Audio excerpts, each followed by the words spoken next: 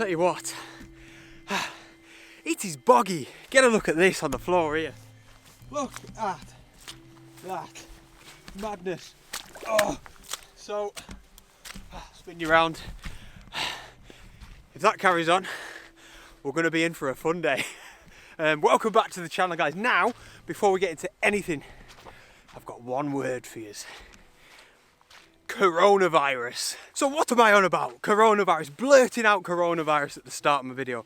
I'm going to make a pledge, alright? So, famous last words here, guys. That's the last time you're going to hear me mention that word. The last time you're going to hear me talk about the pandemic on this channel. Unless it all goes to pot.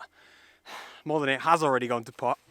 And I'd be forced to talk about it. But this channel is our positive space. This is a place where we can come and immerse ourselves in the great outdoors. This is life. This is what gets me out of bed in the morning. This is my passion. Bring the camera along with me, and that's my ultimate passion. And if I can share just an inkling of that with you guys, then I have succeeded. So if you want your doom and gloom, get yourself to BBC News or something, I don't know. But especially at this moment in time, this is what we need, man. Like the great outdoors, this is just, this is living, you know.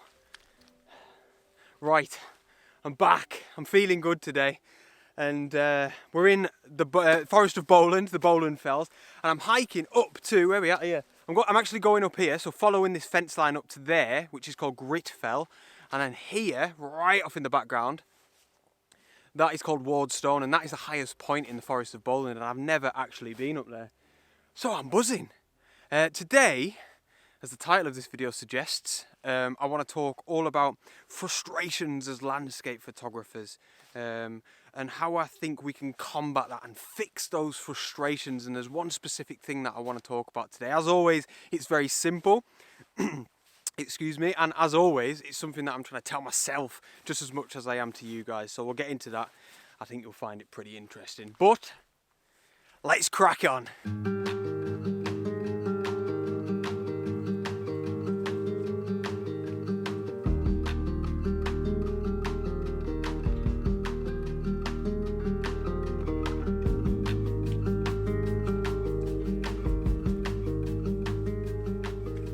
Living the dream.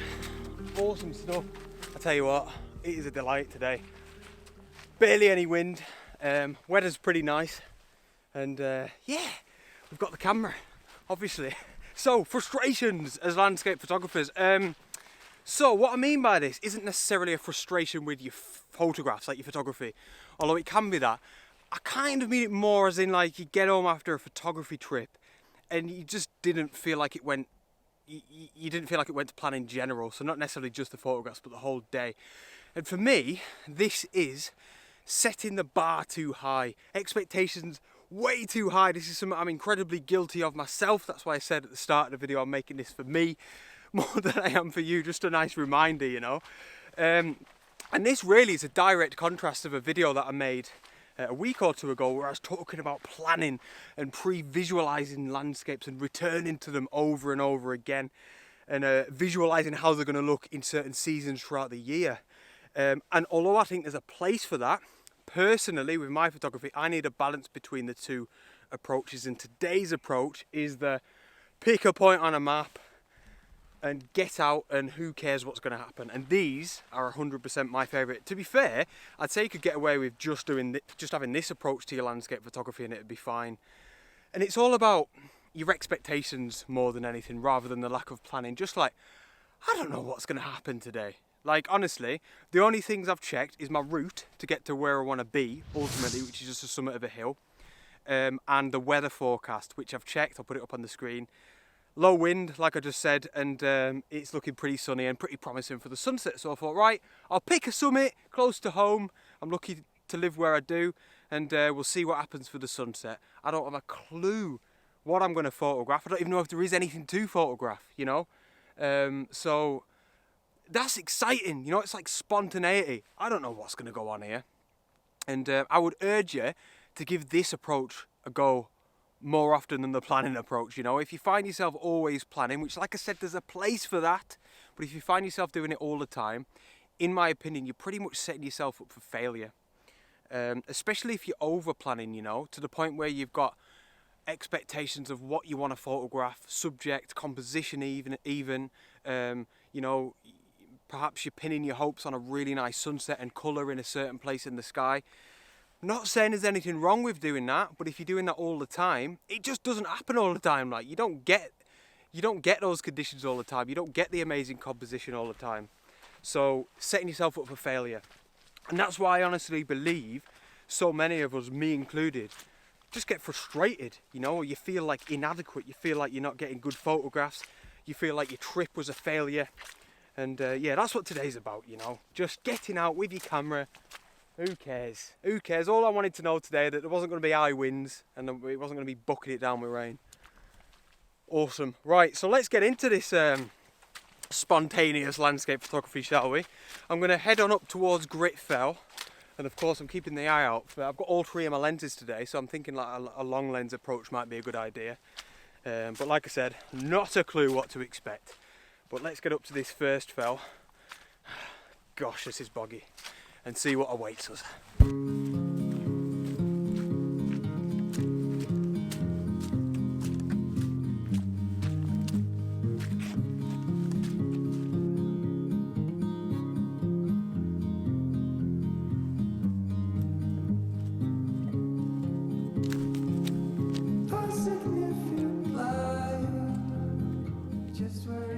Wait till you see this. In light of positivity and everything that I talked about at the start of this video, get to look at this. How cool is that? Look how desolate this landscape is. Look at this. So we've been up Grit Fell, which was back there a little bit. I put a bit of B-roll up. It was nice. We had a nice style. I was tempted to get the camera out, but I wanted to crack on up towards Stone. It's desolate, and then we've just got this. That is class. Somebody's brought a load of tinsel and baubles up, and they have set up a little crimbo tree here. Oh, this is madness. I tell you what, we've got to get a snap of this, guys. We have got to get a snap. We've got the crimbo tree here. Let's go this side. Look at this. We've got the crimbo tree. It's leaning in this direction. Stock composition. And there's a nice coincidence. It's leaning in towards Stone up there, which is today's final destination. Let's get a snap of the crimbo tree. How's that? I'm just going to take a handheld shot of it because, I mean, it's not going to be the best photograph in the world, but I can't pass it up. Even just to show, you know, people how cool this is. So, 16 to 35 lens. This is a snapshot and a half, guys. I'm going to stick VR on. Let's have a look here. Focus on the tree. You guys know the crack here. f6.3, ISO 100. Focus on the tree, like I said. And it's 1/60th of a second. That's fine with VR on, you know. Focus on some of the baubles. There we go.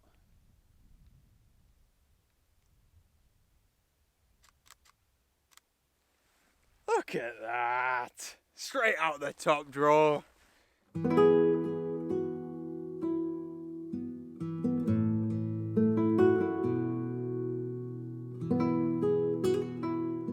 Oh, so you can probably see now from the west or the western direction somewhere, the sun is starting to come down a bit now, and we're getting some nice golden light. What is mega this time of year in the UK and I don't know, the northern hemisphere, I guess, like where we're quite north, is that winter, you're pretty much getting really nice light throughout the whole day, really. Even when I set off about 12 noon, the light was still nice because the sun is so low in the sky. So yeah, a couple of hours till sunset now, and you can see the light is beautiful. I don't know how long it's going to last, but the expectations aren't high, the bar's not high, so I don't really care. I'm just having such a mint time.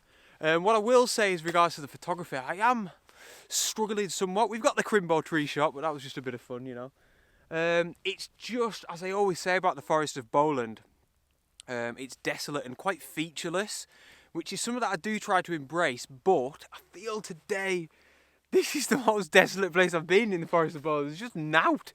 So if you can find some sort of feature, you know, just to put in the foreground, because the views are absolutely beautiful. So we don't really have to do too much work with the background. We've got a lot of low cloud over towards the eastern areas of the Forest of Bowland, which is nice. So Wardstone should take me about another hour to get up there. By then, hopefully, we've still got this nice light, or it might be even better. and it's looking like it's quite craggy up there, quite rocky, which should be good in the old foreground hunt. So I shall see us up there.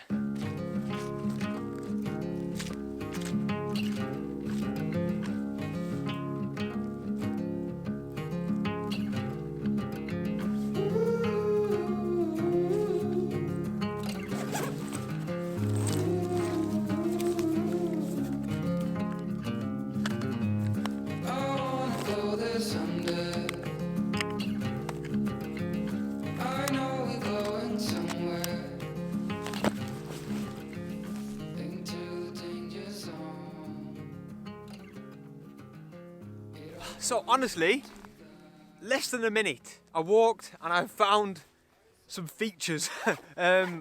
Genuine coincidence, I came over the brow of this particular hill just a little bit, and I saw these little like shooting huts, or grouse butts I think they're called, which are just making for some really nice foreground, exactly like I said I was looking for. The background is beautiful, the sky is gorgeous. We're lucky we found these so soon because the light is still so nice, and there's no guarantee that that's going to last. This is the spontaneity of it all, just stumbling across things, and it gets the excitement going. Brilliant. Whereas if you imagine if I came up here, I had a specific plan in mind, and none of it, worked, which is usually the case, and nothing to do with that plan actually happened, I'd have been gutted, like distraught, and I'd feel like maybe there's something wrong with me as a photographer, when really my expectations were too high. So I hope that's all starting to make sense now. Anyway, let's get into this shot, because I think it's going to be pretty pleasant, mostly because of the light, guys. We've got some beautiful light. So you can see here I'm in a landscape orientation. I did try this shot in portrait as well. I've taken them both, and I'll probably pick my favourite when I get home later and I get them up in Lightroom. So instantly I thought, right, wide angle lens. I've got the Tachyna 11 to 16 mil on, and I'm zoomed right sort of out, or right in at 11 mil, so really as wide as I can go with my Nikon D7200. And I'm just filling the bottom of the frame with this particular hut here, and we're getting this gorgeous side light. You can probably see it just down on this side here, illuminating these stones on the right hand side. It is beautiful. I'm already pre-visualizing how I'll post-process this. If you're a regular watcher of my channel, I'll probably use that radial filter technique up in the right hand side to bring up the vibrancy and the intensity of that sun and the temperature of that sun, and really sort of accentuate that kind of harsh, overexposed, really, that harsh sunlight coming in from the top right hand side of the image, because like I said, it's the light that's making this. And then we've got these other two, you might be able to see them in the background, these other two little shooting huts that are quite symmetrical to this one, or at least how I've placed my camera. That's what I'm trying to work with here, really importantly, is symmetry. I've tried my best. I might have to crop in a little bit when I get home, but I think it's fairly symmetrical. And we've got some beautiful fells off in the background. I think one of them's hawthorn thwaite fell, and the sky's really nice. We've actually got a bit of that. I think it's called a mackerel sky. Some of you guys have commented on one of my previous videos when I hiked up the Langdale Pikes from memory, and we had one of these beautiful mackerel skies. So there's a lot of interest throughout this image, between the subjects, the light and the sky. Brilliant. And you can maybe see now the sun's actually starting to go behind the clouds a little bit, so this has been very opportunistic. Focused on this this first shooting hut here, shooting at f11. I can't be bothered focus stacking or anything like that. ISO 100 and 1/20th of a second. I am exposure bracketing here. I'm taking two exposure brackets, one that's exposed for the foreground, one that's exposed for the sky. Of course, the sky one is a little bit darker. I don't want it to be completely overexposed. The foreground shot, I'm actually placing my hand in front of the lens and blocking out the sun, so literally my hand is in the frame. You'll see a lot of landscape photographers doing this technique, and then I'll blend in the darker sky, so obviously my hand I don't want my hand in the photograph. My hand will disappear from the image once it's blended together in Photoshop, so a bit of work to do on this one. But really happy with this, and now I need to get a bit of a wobble on to make it up towards stoning time. So I hope you like this shot, and I will promise you this time I'll see you up at the peak.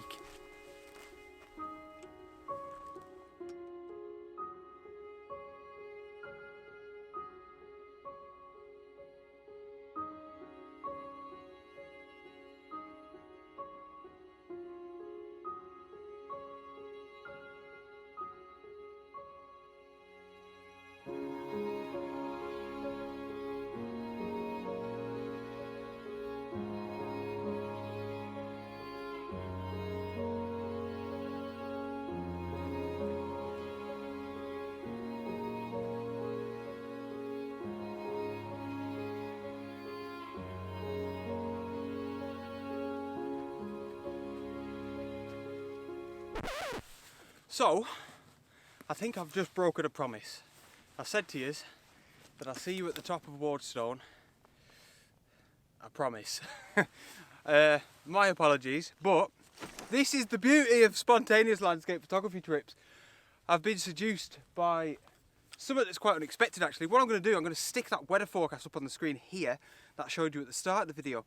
Now I haven't got any signal, but I'm sure, I'm going to look at Wally here if not, but I'm sure from memory at around about 6 o'clock today, so 1800 hours, it says there's a potential for fog forecast. So hopefully it says that there. On windy it comes up as like 3 little lines. Sure enough, looking back towards Silverdale and Arnside at least, and back towards some of the Lakeland fells, how cool is this location? There's like this weird sort of, weird, there's fog in some of the valleys, like a bit of a haze. And I tell you what guys, it is beautiful. So, tripod's getting set up, camera's coming out, and I'm going to bang on the old 55-300 lens, and I'm going to zoom right in down to some of them fells and back towards Silverdale and Arnside, and get something quite abstract, you know, really try and capture the layers that we've got with the fells anyway in some of them hills, but also with the fog kind of accentuating that almost, and really helping to get that abstract effect that I've kind of got visualised in my head. So we'll get the camera out now and I'll talk you through my plans.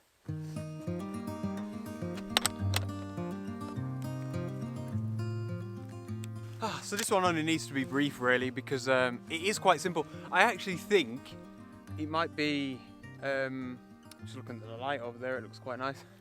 It might be a little bit too abstract, if that's such a thing. You know, if you're taking photographs like this, always remember you're the photographer. You don't have to please anybody. As long as you like doing it, it doesn't really matter. But to me, I think this is.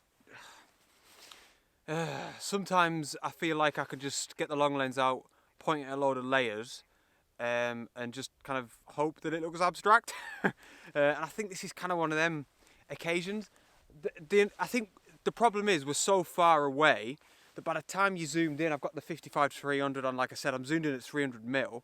I'm actually zooming in through all of that fog and that haze, if that makes sense. So you kind of lose a lot of detail as well. It's very soft. It's actually really hard to focus because there's not really anything sharp enough to focus on.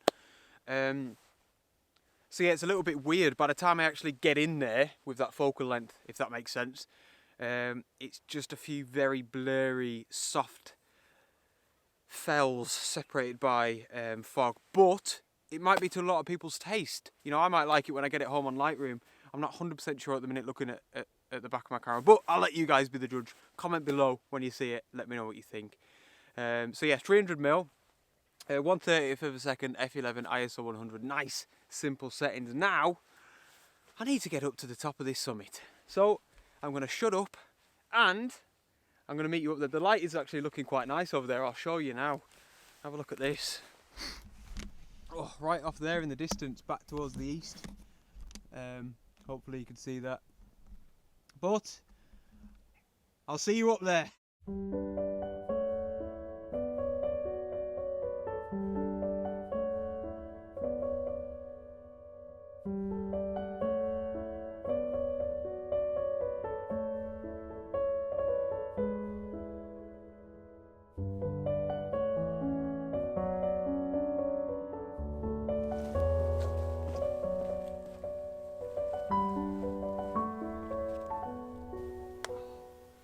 Yay! Top of Lancashire. No, top of Forest of Bowland. Liar. We'll get to the top of Lancashire soon. Oh! I tell you what, 100 times better than I thought it was going to be. I think coming to, because I'm so used to going to fells in the Lake District, to mountains in Snowdonia in Scotland, I always feel like I'm going to be underwhelmed when I go anywhere else. You know, in Britain at least, you know, going up some of the hills, because they're the sort of highest mountains in the UK.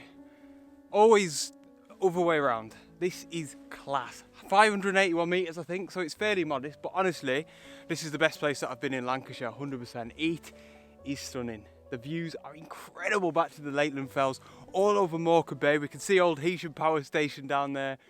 Ah, it's stunning. So now, I'm going to sit down. I've got, if I can get it out, I've got me cup of tea with me, guys. Get a look at that. We are living the dream. Enjoy this. What are we? Oh, still another half an hour till the sunset, so we're actually up here in good time.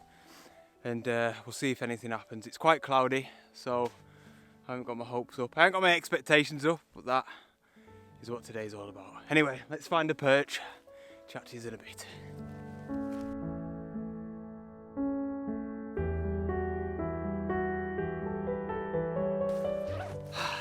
Tell you what, it's a stunner. I'm absolutely loving it up here, guys. I'm loving it. What I'm going to do is something I don't usually do and not take any more photographs. I just want to sit up here and enjoy it for what it is, you know. I'm looking over Morecambe Bay, which is behind me somewhere. You know, my hometown, back towards my true love, the Lake District National Park. And yeah, I'm just going to sit and enjoy it for what it is. I've just realised actually, whilst I was sat having me tea, that this is going to be the last video that I release before Christmas. So I wanted to say, you know, Merry Christmas and thank you guys for such a wonderful year. It's been, without a doubt, one of the best years of my life. You know, of course, I've been waking up every single day living my dream, and that's down to the support that I receive from you. So thank you so much. It has been mega, to say the absolute least. What a treat.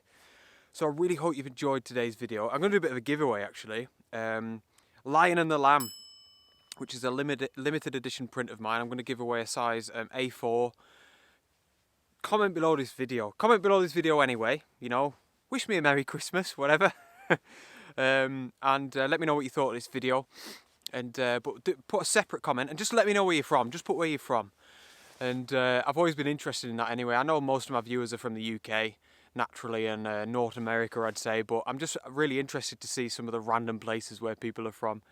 And I'll just pick someone at random and send out that print. It's a limited edition, so it'll be signed, numbered, titled. It'll have a certificate of authenticity, and yeah, just a bit of I don't know, a show of my gratitude for the support that I receive from you guys. I wish I could like give something to every single one of you, but as I'm sure you understand, that's not feasible for me. But honestly, thank you so much for the support. You know how much I appreciate it. What a year, and hopefully next year is going to be even better. Yeah, thank you. Have a mint Christmas, and I shall see you on the next adventure. Comment below, let me know where you're from. Out!